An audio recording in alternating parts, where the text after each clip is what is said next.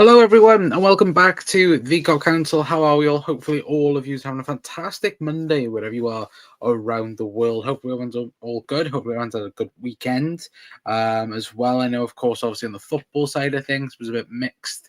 Of course, yesterday, I know Chelsea did win, which was a bit of a downer, but still.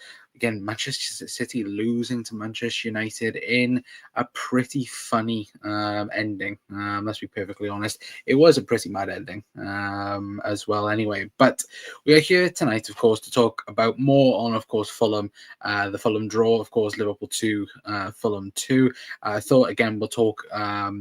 Again, 5 things that we can take away from the game, of course. And again, this might be a little series we might end up doing, maybe a day after the game or so. Anyway, but again, let me know your guys' thoughts in the comments down below as well. Because again, want to know your guys' thoughts and input as well down below and in the comments as well. But of course, we're going to be talking mainly about the game and what happened. But of course, I want to kickstart the show on a little bit of a different note, away from Liverpool. Let's just say that, of course, and let's talk about Pep Lijnders. Of course, the former Liverpool assistant manager, obviously was here for a long period with Jurgen Klopp, and of course today it did get announced that he has been sacked from, of course, the job at Salzburg or RB Salzburg, which I think, look, I think a lot of people are not overly surprised. I think, considering where Salzburg are currently in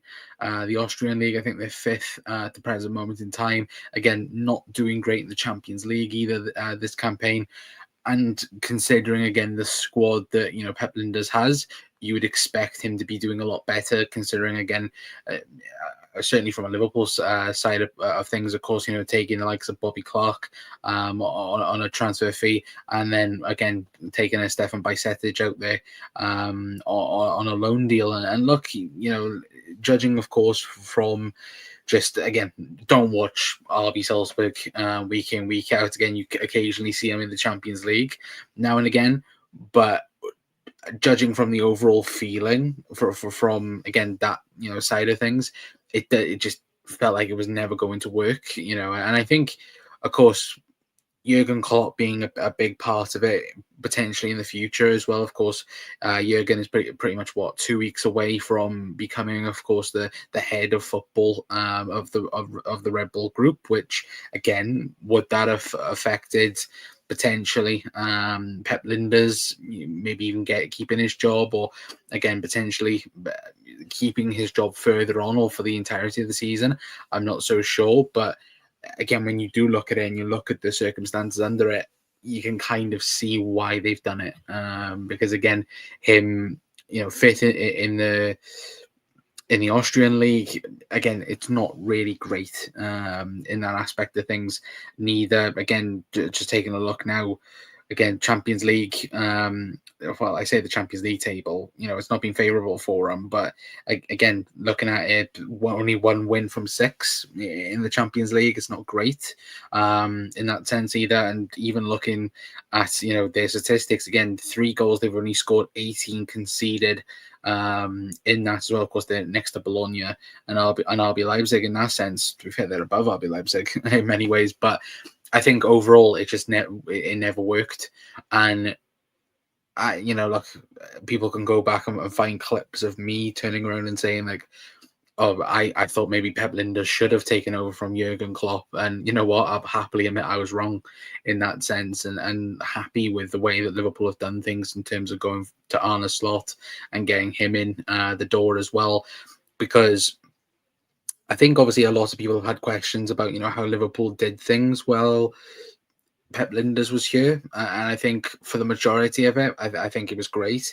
But I do think over the last, what was it, the last 18 months, that, we kind of went away from Jurgen Klopp football. We didn't really play like we used to. Again, we kind of went into that Liverpool 2.0 method and being a bit more technical and a bit more methodical in that sense, which again long term has helped us, because again Arne Slot's football is a bit more of that style. It's less heavy metal. It's more methodical paced, but again it maintains that heavy metal in many sense. But I think again, Pep Linders is a great number two, and again, he may go into another job down the line that again will click completely, and it'll work out perfectly. But for me, looking at it, Pep Linders is a great assistant, but he could never be a great manager in that sense by the looks of it. Again, which is a shame. But I think overall, when you do look at the Salzburg situation and look how it's gone over the last 6-7 months, again, it hasn't looked great, especially again with him spending a huge amount of money for them. In terms of somebody again like a Bobby Clarkin, for example, for £10 million. Of course, it helped Liverpool out in many ways. But of course, for a club like that, they don't really invest that heavily into certain players. Of course, they'll spend 3-4 million. I think the transfer record, before I think was 5 million euros. I think it was. So again, when you take that into pounds, again, you're talking about 3 or 4 million in that sense as well. So again, I think overall, it probably was the right thing to do for Salzburg anyway. And of course, it does take away from, of course, Jurgen Klopp potentially doing it as well. Of course, I'm not sure who's taking over at Salzburg, but again, it's not great either way. But big up John as well saying, hi Connor. Pep, unfortunately, I think is a better study to be an assistant in my opinion. Second time sacked as a manager. Gravenberch is playing so well. Keep your hands off Real Madrid. They're not getting him, John. Don't worry about that.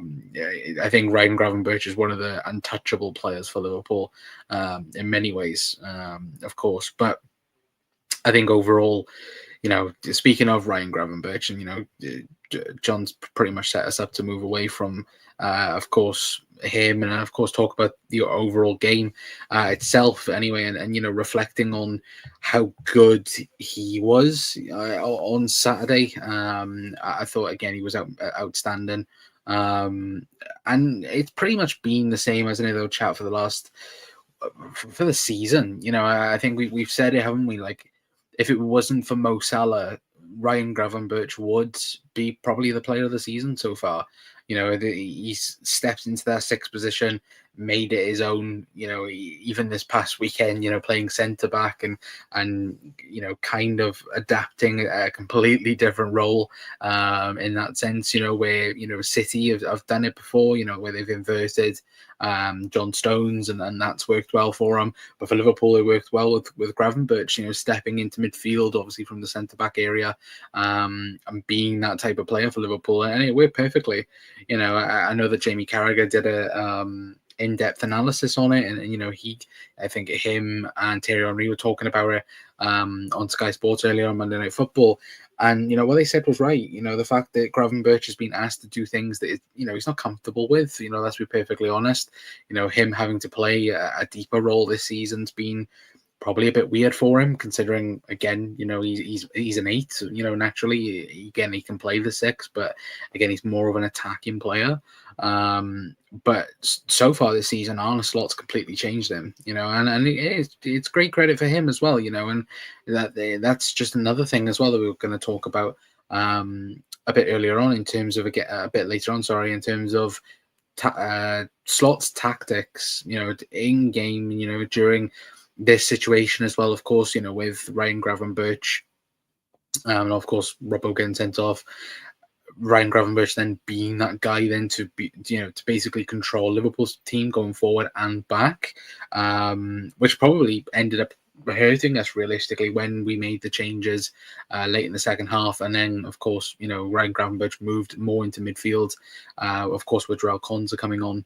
And so on as well, and that's something again. I've got a tactics board looking at it here in terms of what Arne Slot realistically did, and you guys can see this on screen. So this was Liverpool's team when, of course, we went down to 10 men for the whole 90 minutes. Of course, you go Joe Gomez left back, Van Dijk, Gravenberch in the centre back role, Trent, of course, to create, of course, kind of like a 4-2-3 in that sense to try, of course, try and stop Fulham's counter attack.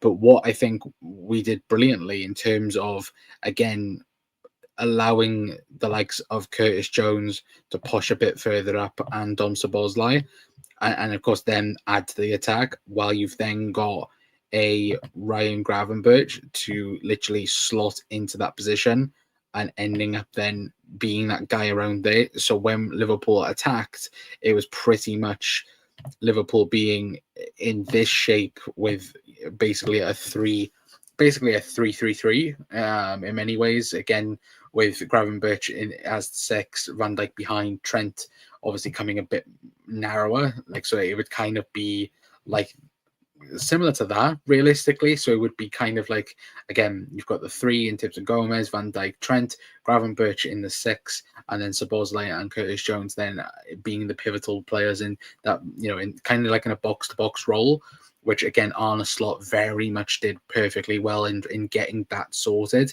because again he spent about, what was it, 10-15 minutes changing things around. 1 minute it was a 4-3-3, or trying without, of course, it being an extra player on.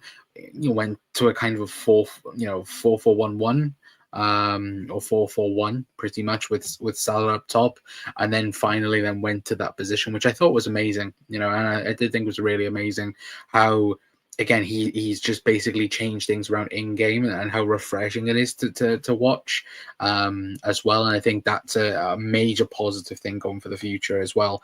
Again, if we need to make a quick change or tweak something, he's not afraid to do that. And again, that time period though, and also saying that when Liverpool, when we had to change things around, for example, of course, Liverpool could have gone on to concede another 1 or 2 goals with being 1-0 down, and of course, having the red card problem as well.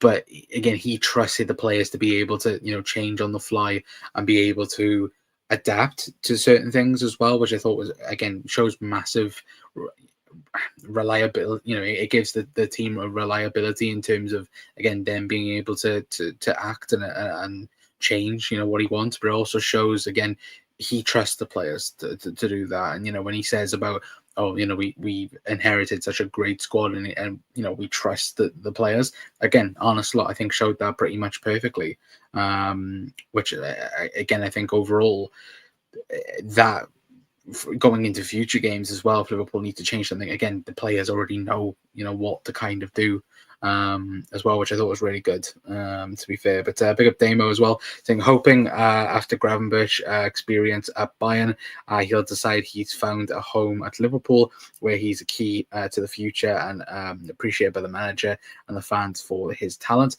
Yeah, 100%. Look, I think for me, Ryan Gravenberch, there's no.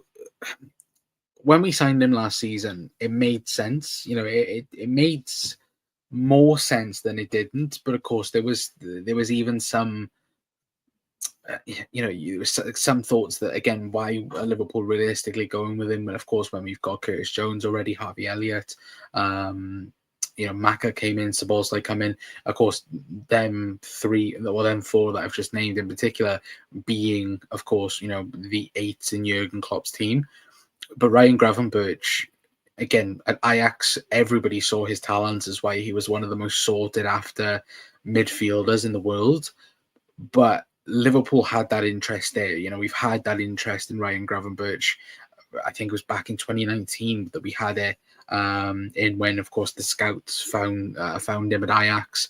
And again, Liverpool were very, very close to getting him back in 2019. But again, he stayed, I think, at Ajax for a further year, and then, of course, Bayern Munich went on to sign him. And I think Bayern's, to add to Damo's comment as well, Bayern Munich recently haven't had the best track records when it comes to midfielders. Certainly young talent. You look at Ryan Gravenberch, you look at Renato Sanchez as well. Renato Sanchez was being considered as one of the best young midfielders in world football, around that, Paul Pogba era, in terms of, again, the hype around him was extraordinary in terms of, again, the amount. Again, I think he won the Golden Boy Award, and of course everybody then saying he's the guy you should go after. I think there's videos of me even saying maybe Liverpool should look after at Renato Sanchez. But again, we have seen over the years, Mo Salah, Daniel Sturridge, them two in particular going to Chelsea and other teams around Europe and not being favourable in them regards. Obviously, not so much Mo Salah abroad wise, of course, because he was adored by Florentina fans and Roma fans. Because again, everybody thought he was amazing. But again, at Liverpool, he took that next step and become the Mo Salah that we know today. Oxlade-Chamberlain, I think, is another one. I think Ox is a perfect example of Arsenal fans not really appreciating Ox for what he was. Of course, I think at the time he was basically playing right wing back, wasn't he? In a back five. Wenger wanted to play centre mid. Jurgen Klopp gave him that opportunity, and he took off with it. And of course, unfortunately, injuries did catch up to Ox, unfortunately, but. Again, Liverpool have that track record of, again, taking talent and pushing them even more. And it even, and of course, people could turn around and go, oh, well, that's a Jurgen Klopp thing. But even this season's been a prime example that it's more of a Liverpool thing. It's a Liverpool cultural thing in terms of getting players and getting the best out of them, because Arne Slot's done that already this season. He's made Ryan Gravenberch better. He's made Luis Diaz better. Cody Gakpo is another one that, again, I haven't got him up on the sheets tonight, but he's definitely another person that you look at it and you go, he's a player that Arne Slot's already improved. Mo Salah, it's hard to, of course, improve, what is already a world-class player. But Mo Salah has been creatively more involved in Liverpool's attack this season than any other season ever, for Liverpool. The assists, that screams it out already. I think Mo Salah's got 13, 14 assists now in all competitions. So again, that's already been a factor for Liverpool. So again, it's even now going on to the future as well. Liverpool can definitely go on to sign players that we think will improve, and will improve the team massively. And I think that is the case as well. Liverpool will do that. Gravenberch, I think, now is even a prime example for Liverpool that, you can come to the club. All right, you might be classed as an attacking midfielder, but look, already this season, he's been playing in the sixth, the more defensive position. And then, of course, he's been one of the best defensive midfielders, not only in the Premier League, but in Europe as well. And that is down to Arne Slot and Gravenberch as well for the hard work he's been doing as well. But for me, him, if it wasn't for Mo Salah and how amazing he's done so far this season, he would be player of the season for me.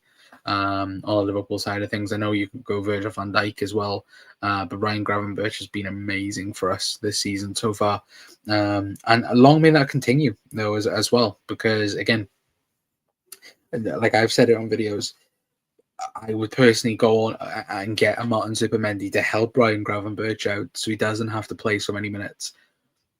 And I think, again, me saying like, oh, we should go and get Zubimendi, that's not a dig on Ryan Gravenberch, because it's not.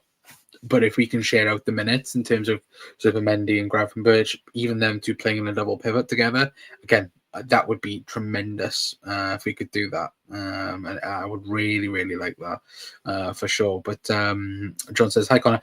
How serious do we take the Saints game? Complete different 11 or mix a match lineup? Well, David Lynch brought out an article earlier on, which I thought was interesting. And of course, talking about tomorrow, Wednesday, and what lineup Liverpool are most likely going to go with. And of course, he mentioned in that article piece that Arne Slot, it looks like he's going to prioritise the Premier League and the Champions League over a League Cup or an FA Cup. And I look at it and go, yeah, the way Liverpool are at the minute, the way, sorry, chat, my eye is actually killing me. The way we are positioned at the minute, of course, now we're only 2 points ahead in the Premier League, obviously with the game in hand, but Liverpool are in a really good position to win something huge this season. And whether that is then you need to sacrifice a League Cup or an FA Cup to be able to win one or even both of them, again, I would take that in a heartbeat. But I think Liverpool's squad is good enough. Again, Liverpool's B team is good enough to go away to Southampton and beat them. In my opinion, anyway. That's what I would say.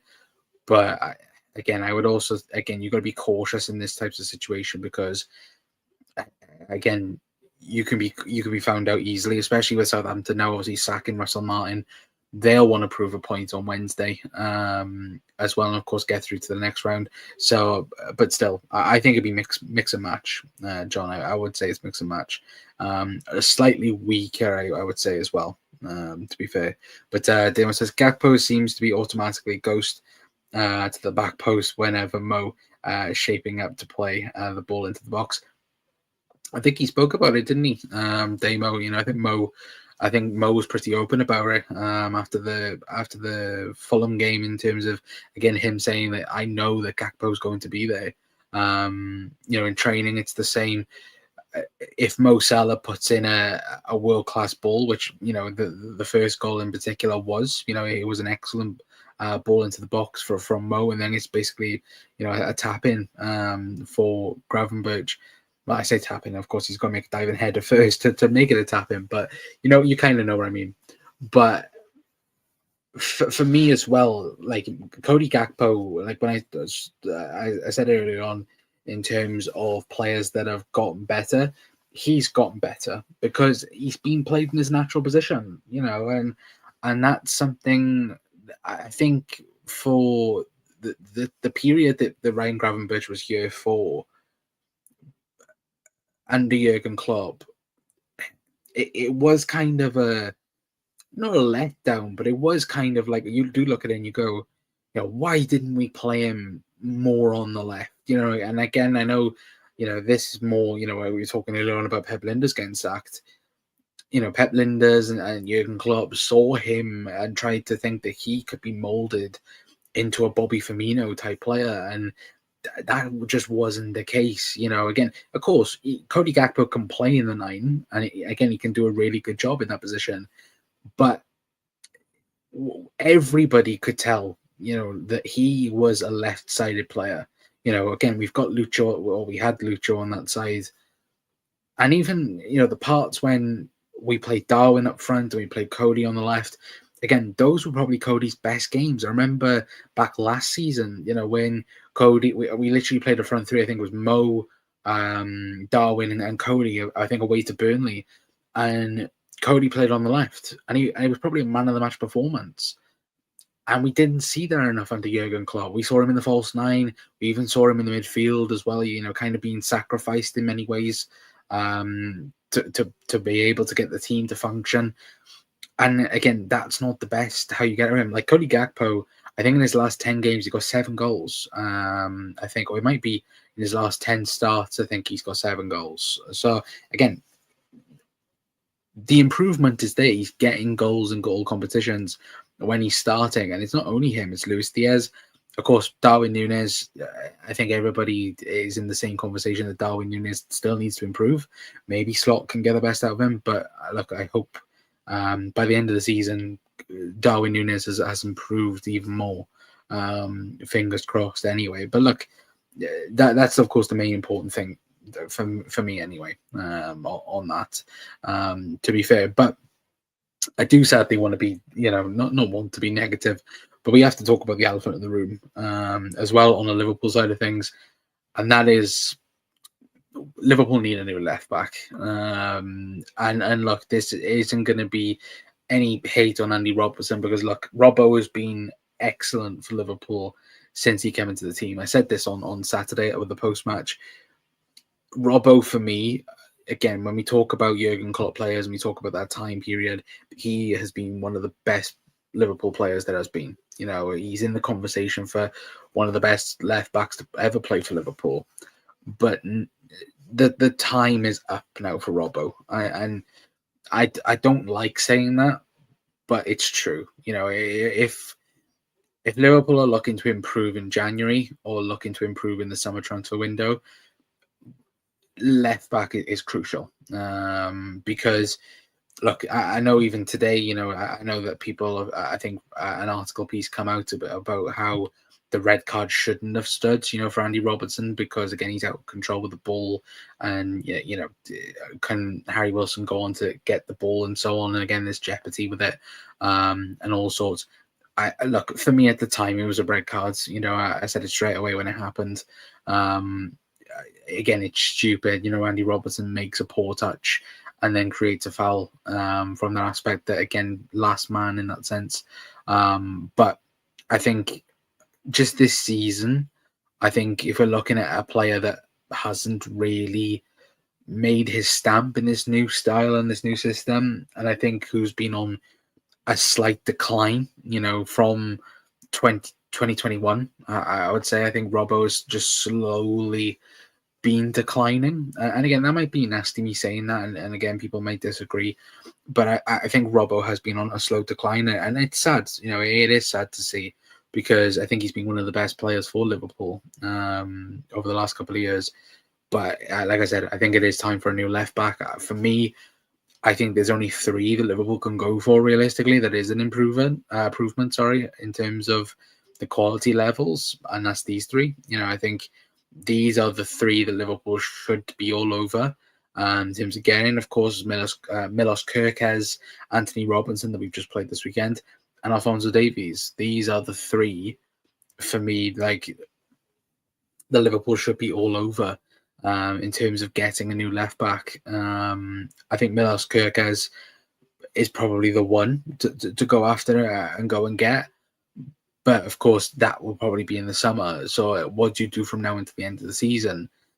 I genuinely think there is a conversation whether or not Kostas Tsimikas is Liverpool's number 1 left back at the minute when he comes back fit, which should be in about 1 or 2 weeks' time.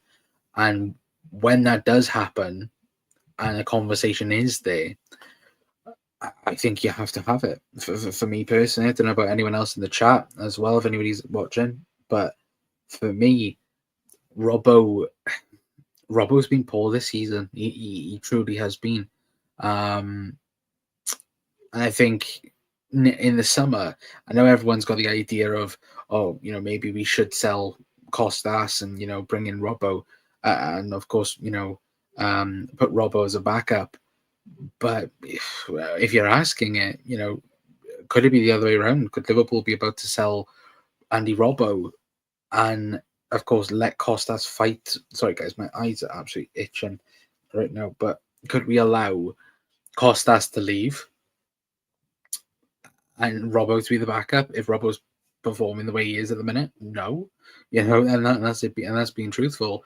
But I think overall it's a very messy situation of what you do in that position, because I think it's clear Liverpool need to sign a left back. It's absolutely clear that Liverpool need to, but whether or not we do that is another question among itself anyway. But for me, I would personally go after Milos Kerkez from Bournemouth. I think he's playing right now.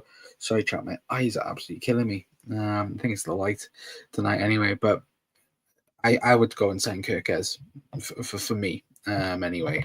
But again, let me know your guys' thoughts in the comments if anybody's tuning in anyway.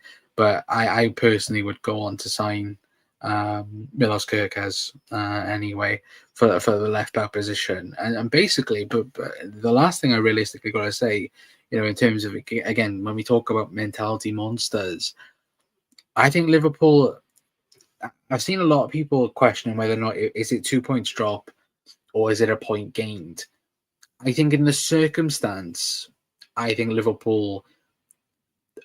disappointed not to get the win, because again, I think Liverpool could have won that game towards the end. But the fact that we were down to 10 men for pretty much 70 minutes, again, down twice in the game, again, we obviously being 1-0 down, then being 2-1 down, having the fight back to come back. And again, when you look at the game overall, Liverpool should have won the game. We should have beat Fulham. We should be, more ahead now of Chelsea, who, again, they are in a title race again. I don't know why Chelsea fans and again, Chelsea themselves are going, we're not in a title race.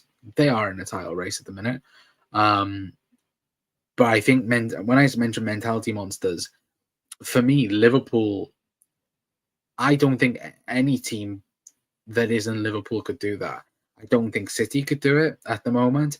I definitely don't think Arsenal could do it at the minute because they proved that. They proved that on against Everton. And them having a meltdown in terms of taking off Rice, taking off Odegaard's, basically complaining about their attacking options, and so on. And even Arsenal fans, clapping and cheering when Andy Robertson got sent off. That for me, and the way they've acted, and certain people going, and I've seen it already on social media saying Arsenal's the only team out of Liverpool, Chelsea, and City who can go on a 16, 17 win streak. And I'm like, where's the evidence for that? Because at the minute, the top two teams are currently top of the Premier League. Liverpool and Chelsea. Chelsea have only lost 2 games this season to Liverpool and Manchester City. Liverpool have only lost to Nottingham Forest. Yes, we've drawn to Newcastle and of course Fulham as of late. But Liverpool, again, we've got a game in hand. Could be 5 points clear with that Everton game, for example. And that's huge. I think people do forget about that. Even Liverpool supporters themselves forget about that we've got a game in hand. It's not like if Liverpool are 2 points ahead of Chelsea and that's it. If Liverpool beat Everton, we're 5 points clear, and that's another gap in itself. But Arsenal fans, especially Liverpool, win that game as well. But 9 points clear of Arsenal. Again, we have to lose 3 games for Arsenal to be back in the conversation, and that's them having to win all them games. Then you look at the games now over the next couple of weeks. Next weekend, we've got Spurs away. That's going to be a tough game. But Chelsea, they've got Everton away. I think Arsenal have got Palace away as well. So these games are going to be difficult for everyone. But I think Liverpool are the only team that could have done that on the weekend. I don't think Chelsea could have done it. I don't think Arsenal could have done it. And the way City are playing at the minute, definitely not. In terms of having that fight back and being able to, push on and, potentially get the winner in that game. But I think overall, again, I think Liverpool is still in a good place. Again, if we could win on Wednesday, again, with potentially a B team, that would be great. But overall, that game on I think it's Sunday as a chat with Spurs, I think that'll be huge. If we beat Spurs, again, that would be big. And again, do what City struggled to do. Chelsea did struggle, but before, of course, they absolutely ended up battering them. But I think Liverpool can beat Spurs 100%. Anyway, but I'm going to leave it there for tonight, guys. And a big thank you for everyone for tuning in to tonight's show. Of course, excuse me, I've got hiccups. Of course, match preview will be tomorrow for the Carabao Cup game. Of course, we'll talk all about it. Of course, Arne Slot will be doing his press conference in the morning. So again, any bits of news that we'll find out on there.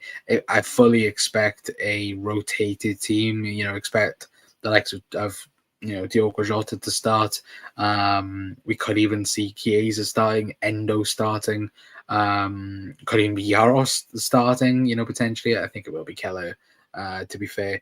But I do think it will be interesting to see who Arne Slot does put out for tomorrow anyway. But I'm going to leave it there for tonight. Anyway, big thank you for everyone for tuning in to tonight's show. And hopefully you have enjoyed this little thing anyway. Of course, we'll be back tomorrow. Like I said, 8 p.m. I think, or 9 p.m. tomorrow. I think it'll be 9 p.m. Anyway, but until then, I've been Connor from the Cup Council. I'll see you guys tomorrow. Ta-ra.